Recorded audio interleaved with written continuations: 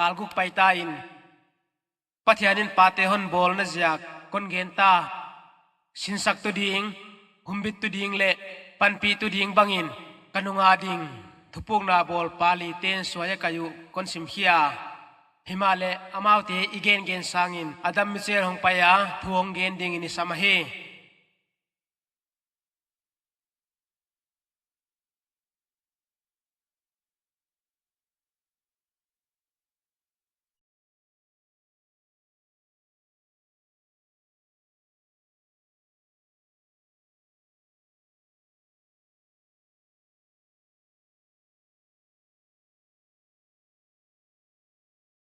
dan en kai tu officer ka hi manin pabaya naw pangom nai naw pangin kwa liam na thuk tak le siat gom na atut dan kamu hi salta nga te yet chiangin pate ngai saklo ziaka hin kwa kisiale ai tu di penten asuk liam mi te a hiu tam tak ten amo puang naw nek sia wa apateu nung zuyu hi nu tam tak ten tate khoswa na di zonga ki pumpiak layun amau kia pan out pe nu hi ke amau te ziakin pathiani phatahi himale tel sui mi ten naw pangin pa poimo pet ma hi dan amu so hi yai thu dik ken dan dangom tuan ke tu kumbula na thema bangun katanu kum kwami emily kana sunu hi asi nain kalung tanga ama to hun ka zat khom aman phadan hon phokhe sakhi ama le katapa daile na dia pa ka hi na diktak ana thei chian lo ka hi dan hon mu chian sakma ma hi om lo wa patin to pa ki athu tung to na hon lak ding in kangen hi pa ka hi dan ding diktak athu tung to nin tuin pathianin pa te khem pe hang san taka kalsuana tate hin khwa ki hel thei na dia apoi mu bang bang hi dia hon de hi chi ka ging ta hi a hin khowa ki hela ipan pi banwa amau te to a hin khowa ton khom thei gi gele bana om pathian mel amu naw i hi dinga hi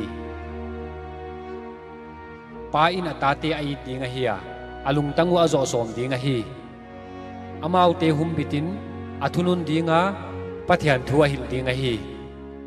diktat taka kalsuan da na hil dinga midang za tak ding dan le nu le pa mo puang na ngai poimo a hin khwa tang ton thil te kya engi gemi hi dinga sin sak dinga hi khen khatin he thu sai na eng ho dingwa a hi ke nial ding himale pa na hi nawa kon gen di waite tun jo theina din mun hon pia pathian kianga pat nei hi tua imu mai mai thei vuang na hi ke ni khan non khang lo dia na sep dinga hi chi non thei kheding na lung lu na ten tang ton man phan na nei lo hi dan na hon thei kheding himale na ta te kha man pha hi khen khatin he thu sai na ki pa pi dingwa himale sem swak ke dingu wai sang in ma wa di na hing dingwa pathian min na khang son te nu chia the na hun man phatak aman swal dingu himale ko ten bel hun paisa bangza ta na hi khialin kapate un ko te tunga bangma na hi ke ma leu kathani tengu ka hun nei le ka hi na teng tengu to pathian i na sunga ka kita lu dingwa wai ma hi dinga ka ta te usin sak ding le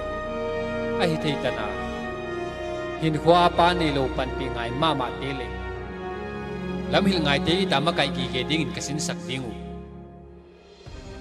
hi chi banga pan la ngam ding le pa hang san hi ding in tunin kon chowa hi kain sungwa thupung na ki bol khin ta kain kwan te kwan pi ding ya chi hon dom ke yun pathian happy 9 ke ma in ka pi ding jesu christ zui ding a katapa kwan hil ding a hi chi hon dom ke yun ken ka hil ding ka sung kwan te wak ding le hum min na mo puang na kwan la ding a hi ke ma in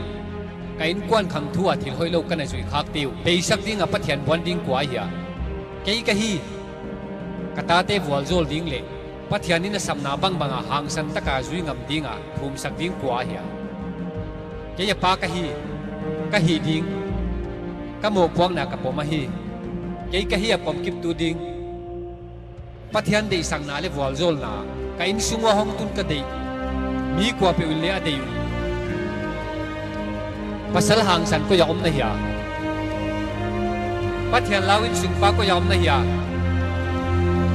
pathian on sam na sem swading a kal swan hung ta hi sangam kipanni kipanni kipanni